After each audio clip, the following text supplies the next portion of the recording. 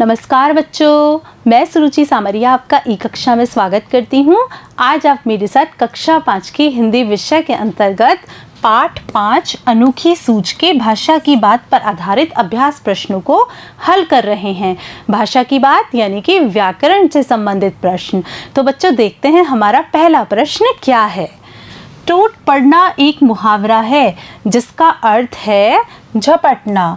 इस तरह नीचे लिखे मुहावरों का अर्थ बताएं। बच्चों इस प्रश्न में आपको क्या करना है, आपके सामने यहाँ दो मुहावरे दिए गए हैं।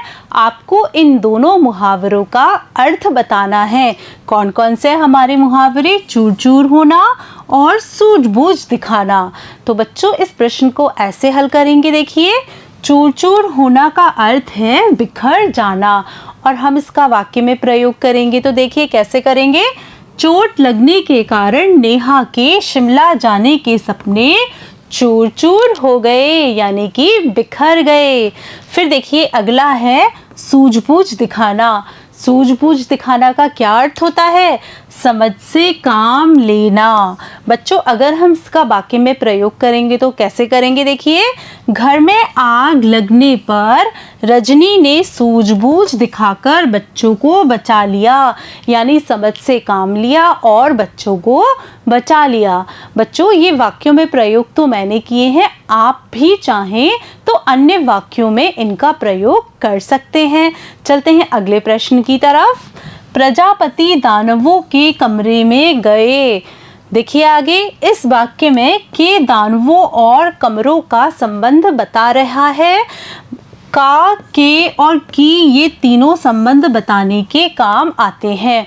बच्चों आप यह वाक्य ध्यान से देखिए। प्रजापति दानवों के कमरे में गए, यहाँ पर जो के शब्द है वह दानव का और कमरे का संबंध बता रहा है।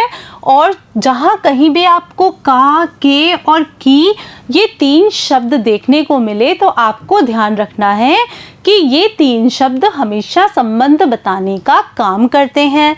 संबंध देखिए, जहाँ एक संज्ञा शब्द का दूसरे शब्द के साथ संबंध बताया जाए उसे संबंध कारक कहते हैं। इस संबंध को बताने वाले का, की, के को संबंध कारक चिन्ह कहते हैं। बच्चों ये जो का, के और की है ये संबंध कारक चिन्ह है। ये हमेशा संबंध बताने का कार्य करते हैं। किसके संबंध बताने का कार्य करते हैं? संज्ञा शब्द का अन्य शब्दों के साथ संबंध बताने का कार्य करते हैं। इस प्रश्न में आपको क्या करना है, अब तुम पाठ में से 5 वाक्य छांटो जिनमें का, की, के का प्रयोग हुआ है।